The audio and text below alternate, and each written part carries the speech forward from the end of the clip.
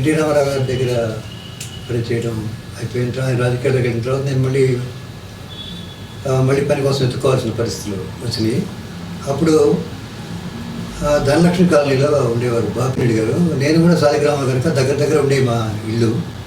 ఆయన్ని అప్పుడప్పుడు కలుస్తుండేవాడు. ఎప్పుడైనా ఖాళీ ఉన్నప్పుడు సినిమాకి మధ్య గ్యాప్ వచ్చినప్పుడు బాపిరెడ్డి గారిని కలుస్తూ నాకు అలవాటుగా ఉండేది. అట్లా ఉంటే ఒకరోజు బాపిరెడ్డి గారి దగ్గర పిలిపి వచ్చింది. బాపిరెడ్డి గారి దగ్గరికి వెళ్తే రాజుగారికి మన సినిమా ఉంది, చిరంజీవి గారితో మనం చేస్తున్నాం, మగధీరుడు అనే పిక్చర్ చేస్తున్నాం, మీరు కూడా ఎట్లా పనిచేస్తారా అని అడిగారు. అలాగే సార్ తప్పకుండా చేస్తానని చెప్పాను. చెప్పిన తర్వాత ఇక శాలరీ మాడుకోవడానికి అడిగారు. ఆయన ఎంత కావాలి మీకు, ఎంత ఏమి సార్, చిరంజీవి గారి పిక్చర్కి ఎంత ఇస్తారు మీకు తెలుసు కదా, మీరు అట్లాగే ఉన్నా కూడా అని అన్నాను. అది కుదిరింది. ఓకే. అప్పుడు ఆ కాలంలో చిరంజీవి గారి పిక్చర్కి ఎలాగ ఇస్తున్నారో అలాగే రెమ్యునరేషన్, మంచి రెమ్యునరేషనే ఇచ్చారు నాకు ఆయన. అయితే ఒక మాట మాత్రం చెప్పారు, మీ విశ్వనాథ్ గారి దగ్గర ఎన్టీ రామారావు దగ్గర మీరు పనిచేశారు కాబట్టి అటువంటి ప్రొఫెషనల్ క్వాలిటీ మా దగ్గర చూడలేకపోవచ్చు, మీరు దాన్ని తక్కువగా అనుకోకుండా మీరు కొంచెం మా దగ్గర కొంచెం శ్రద్ధ పెట్టి కొంచెం ఎక్కువ శ్రమ తీసుకోవాల్సి వస్తుంది మీరు అని అన్నారు. భలేవారు సార్, నా పనే దగ్గర సార్, తప్పకుండా అట్లాగే చేద్దాం సార్ అని నేను బాపిరెడ్డి గారి దగ్గర ఆ కంపెనీలో శ్యాంప్రసాద్ చేస్తూ ఉంటాను. ఆ కంపెనీలో చేరిన తర్వాత మా ఇంటికి దగ్గరే కదా అని నేను చాలా దగ్గర 200 మీటర్లు కూడా లేవు మా ఇల్లు బాబు గారి ఇంటికి మధ్య. ఇక నేను నడిచి వెళ్ళా. 2 రోజుల తర్వాత నెక్స్ట్ డే మార్నింగ్ ఉంటా. నడిచి వెళ్తే బాబుడి గారు ఏమన్నారు తెలుసా, ఏంది రాజు గారు నడిచి వచ్చారేంటి అంటే, కోడేటర్ కారు పంపించకుండా నడిచి రప్పిస్తున్నాను, మాకు పేరు రావాలా, భలే వారి ఇంటికి వెళ్ళిన కారు పంపిస్తాను. వచ్చాను కదా సార్, నాకు వచ్చినా వద్దు అసలు, మాకు నడిచి వచ్చామని పేరు రాకూడదు, మీరు ఇంటికి పోతే మీ ఇంటికి కారు పంపిస్తాను అంటే, మళ్ళీ నడుచుకుంటూ మా ఇంటికి వెళ్తే ఆయన మళ్ళీ వెనకాల కారు పంపిస్తే ఆ కారులో మళ్ళీ నేను రావడం. ఇలా ఉండేది బాబు గారి ట్రీట్మెంట్ అనేది వెరైటీగా. ఇక్కడ షార్ట్లు తీస్తున్నప్పుడు కాకుండా షూటింగ్ ముందు షెడ్యూల్లో కూడా ఒక ప్యాడ్ మీద రాసేవారు, ఈ రేపు మార్నింగ్ రాగానే మధు రాజుగారు కలిసి కోట శ్రీనివాసరావు దగ్గరికి వెళ్ళి కాల్ షీట్ మాడాలి, రాజుగారు ఒక్కరే ఈ షెడ్యూల్ గురించి కరెక్షన్ చేయాలి, ఈ డైలాగులు మార్చాలా, ఈ డైలాగ్ పలు ఆర్టిస్ట్ పంపించాలి, ఇలాగ ఆయన షెడ్యూల్ రాసి పెట్టేవారు. ఏ రోజు ఏం చేయాలనేది మార్నింగ్ నుంచి ఈవినింగ్ వరకు కూడా ఆఫీస్కి వచ్చిన స్టాఫ్ ఎవరెవరు ఏ పని చేయాలో బాబుడి గారు వాళ్ళని రాసి వెళ్ళేవారైనా. సాయంత్రం వెళ్తున్నప్పుడు ఆ రాసిందే మేమందరం వచ్చినా ఫాలో అవ్వాల్సిన పరిస్థితి ఉండేదన్నమాట. అలాగా ఉంటే ఇక మనిషి ఏమో చాలా బోళగా ఎంతో మంచి మనిషి అని ఉన్నాడు ఆయన, నాకు బాగా తెలిసిన వారు కూడా కదా. ఇక రూల్స్ అంటే మేము పిక్చర్ అది తాయినుడి, ఈ సినిమా ఇది మగధీరుడు అనే సినిమా తాయినుడి అనే కన్నడ సినిమాకి రీమేక్ అనమాట. ఇది ఆ కన్నడ సినిమా హక్కులు వారు కొన్నారనమాట. రోజు ఒక VHS ప్లేయర్ ఉండేది. VHS ప్లేయర్ ఆ VHS పెట్టి చూసి షార్ట్ ఎలాగ తీసారో వాళ్ళు యాజిటీగా అలాగే రాసుకునేవాళ్ళం. నేను బాబు గారు కూర్చున్నాను, ఆయనే ఆపరేట్ చేసేవారు దాన్ని. అయితే ఆపరేట్ చేస్తుంటే ఆ ప్లేయర్లో కూడా ఒక డిఫెక్ట్ ఉందన్నమాట. దానిపైన ఇందులో పండ్రాయి పెడితే కానీ పనిచేసేది కాదు. ఆ బాబు గారు పైన రాయి పెట్టేవాడు. ఎందుకు సార్ రాయి అండి, అది అట్లా పెడితే కానీ అది పనిచేసేది కానీ. దానికి ఆ టెక్నిక్ ఏంటో వాళ్ళు బాగా విచిత్రం ఉండేది చూస్తే. ఆయన చేసే పనులు ఒక చోట రాయి పెట్టేవారు, ఒకసారి నట్టు పెట్టేవాడు, ఒక పక్క ఏమో పెన్ డ్రైవ్ కాదు, పెన్ డ్రైవ్ లేదు అప్పుడు లేవులే, టెస్టర్ కూర్చోవాడు. అట్లా ఏదో ఒక రకంగా దాన్ని పనిచేసేటట్టు ఆయన, అంటే హెవీ లోడ్ పడేది. బాబు గారు 24 గంటలు ఏదో చూస్తూనే ఉండేవాడు ఆయన ఖాళీ ఉంటే. అట్లా చూసేవాడు. చూసి రాసుకున్నాం ఇద్దరం కలిసి మొత్తం. రాసుకున్న తర్వాత నన్ను అడిగేవారు ఆయన ఎన్టీఆర్ గురించి, విశ్వనాథ్ గారి దగ్గర మీరు ఎలా ఉండేది అని అడిగేవారు అనమాట. నేను చెప్పేవాడిని. ఇప్పుడు చెప్తే అబ్బో మా అట్లా చేయలేమండి, మాది ఒక రకంగా ఇట్లా ఉంటుంది, ఇది అడ్జస్ట్ అయిపోయి కొంచెం అందరిలో ఉన్న టాలెంట్ తీసుకొని నేను చేసుకోవటం జరుగుతుంది, అందులో దీనికి అడ్జస్ట్ అవ్వాలి కొద్దిగా ఏంటంటే, పర్లేదు సార్ అదే ఉందండి, ఎవరి ఇష్టం, ఎవరి స్టైల్ వాళ్ళది కదా, వాళ్ళ స్టైల్లో వాళ్ళు చేస్తాం కదా అని అనేవారు. ఇక చిరంజీవి గారితో నాకు తెలుసు కానీ ఆయన డీవీఎస్లో పనిచేస్తున్నప్పుడు నేను ఫస్ట్ పనిచేయలేదు మధ్యలో ఎప్పుడు, అదే ఫస్ట్ టైం అనమాట. దానిలో కొత్తగా నేను పరిచయం వాళ్ళు ఎవరంటే నాకు చిరంజీవి గారు, రాజనార గారు ప్లస్ నరసింహారాజు, ఇలా కొంతమంది కొత్తగా పరిచయం నాకు అవడం, అంటే నేను కలిసి పనిచేయడం అది. కానీ మిగతా వాళ్ళందరూ నాకు తెలిసిన వాడే, రోజారమణ గారు కానీ, సత్యనారాయణ గారు కానీ, మిగిలిన వాళ్ళందరూ కూడా అంతకుముందు చాలా సినిమాలు మేము కలిసి పనిచేసాం. జయసుద్ కానీ అందరూ చేశాను. ఇది బహుశా ఈ మగధీరుడు అనేది జయసుద్ గారితో చిరంజీవి గారు ఫస్ట్ కాంబినేషన్ అనుకుంటాను, ఫస్ట్ కాంబినేషన్. దానికి ఒక రోజున బాపిరెడ్డి గారు ఊరికి వెళ్తున్నారు, ఏదో పని మీద వెళ్తూ, రాజుగారు ఇట్లా రాబోయే 4 రోజులు నేను ఉండను, మీరే షూటింగ్ చేయాల్సి వస్తుంది.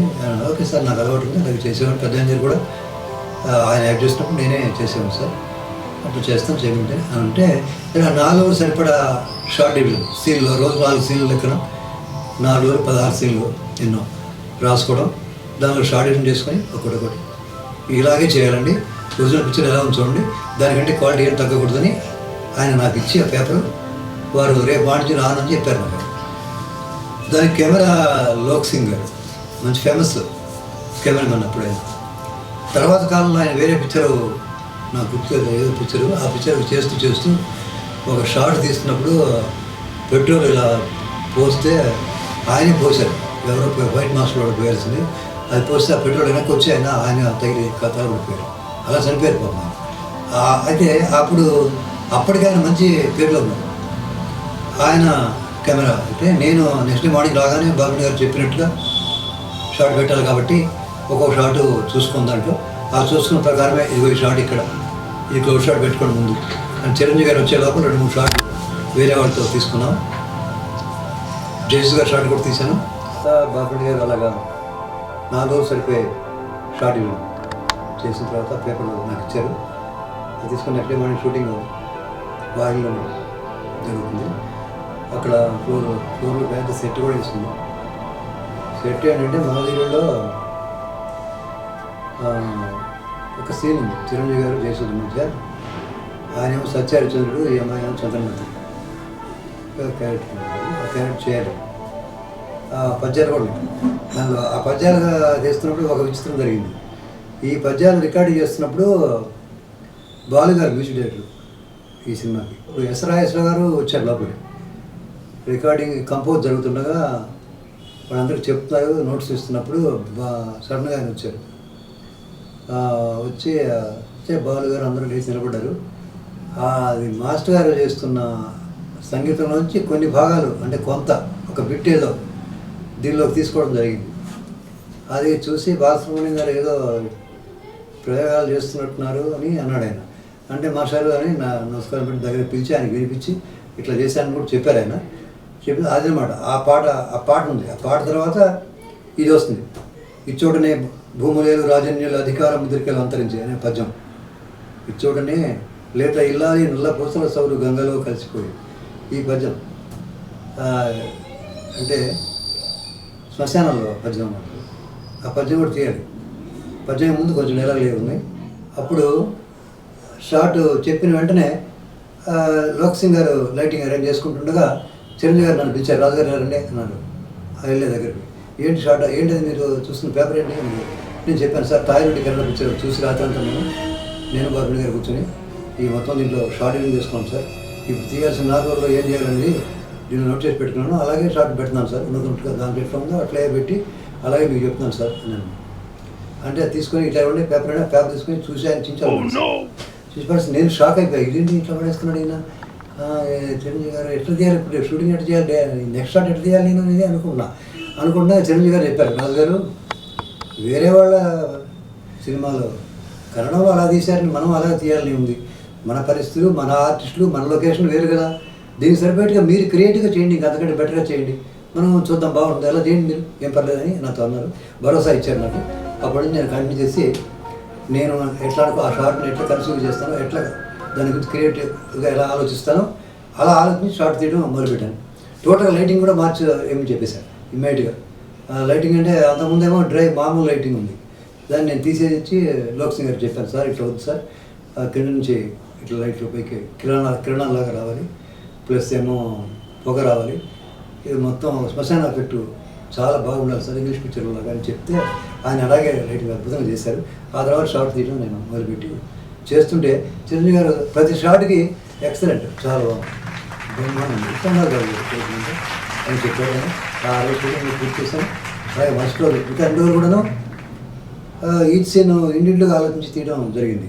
ఎక్కడన్నా అవసరం వచ్చి చిరంజీవి గారు చెప్పేవారు, రాజుగారు ఇట్లా బాగుందని చూడడం అంటే అలాగే సార్ అని అలాగే షార్ట్ పెట్టేవాడిని. సో ఈ రకంగా పూర్తి చేసిన తర్వాత ఈ లోపల ఎవరో ఒక ఆయన సెట్లో నేను చేసేది చూసి బాబుడి గారితో చెప్పారు, ఈ రాజుగారు మీరు చెప్పినట్టు తీయలేదు, ఆ పేపర్ తీసి పడేసాడు ఆయన, ఇష్టం వచ్చినట్టు తీస్తున్నాడు ఆయన అని చెప్పారు. బాబుడి గారి మన సినిమా పడేపెట్టుగా మొత్తం అసలు సినిమా అని అన్నారు ఆయన. అందరూ చిరంజీవి గారి దగ్గరికి వచ్చి అడిగారు. చిరంజీవి గారు మా రాజుగారు నేను చెప్పినట్టు తీయకుండా చేశారు అండి పాపం, సరే అండి ఏమనుకోవచ్చు సార్ అన్నాడు. అనగానే భలేవారండి ఎవరైనా చెప్పింది ఎక్సలెంట్ సార్ రాజుగారు అని చెప్పారు చిరంజీవి గారు. చెప్పగానే బాగా అలాగే అలాగా షూటింగ్ పూర్తయింది. ల్యాబ్ ప్రాసెసింగ్కి ఇచ్చాము. అయిపోయిన తర్వాత 3 రోజుల్లో రష్ వచ్చింది. బాబు గారు నా మీద కొంచెం కోపంగా ఉన్నారు, అంత ముందులాగా లేకుండా. ఎందుకంటే ఈయన ఏం చేశాడో, రేపు పొద్దున్న జనం ఏమంటారో, ఆ సీన్లు అనుకున్నట్టు వచ్చిన లేదో అని రకరకాల అనుమానాలు ఆయనకి ఉన్నాయి. థియేటర్లో చూసాం. చూసిన వెంటనే రాధాకృష్ణమూర్తి గారు ఒక ఆయన ప్రొడ్యూసరు, బాబు గారి ఫ్రెండ్, ఆయన కూడా బాబు గారు, రైటరు కాశీ విశ్వనాథ్ గారు, నేను బాబు గారు, మేమందరం కలిసి చూసాం. చూసిన బాబు గారు ఎలాగంటే ఆయన ఎక్స్ప్రెషన్స్ అంటే ఫీలింగ్స్ దాచుకోలేరు. ఆయన మంచి అయినా చెడైనా అంతే. మంచి వచ్చినా వెంటనే అనేస్తారు, చెడైనా అంత వెంటనే అనేస్తారు. ఏమన్నా అదంతా ఇన్హిబిషన్స్ ఉండవు ఆయనకి, ఫ్రీగా ఉంటారు అనమాట. అలాగే మనసులో ఏమనిపిస్తే అది అనేస్తారు ఆయన.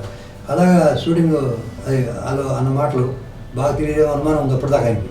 రష్ చూసిన వెంటనే దీని అమ్మ నా సినిమాకి హైలైట్ అది ఎగ్జాక్ట్ వర్డ్స్, నా సినిమాకే హైలైట్ ఈ రాజుగారు తీసిన సీన్ షార్ట్ నేను అన్నాడు.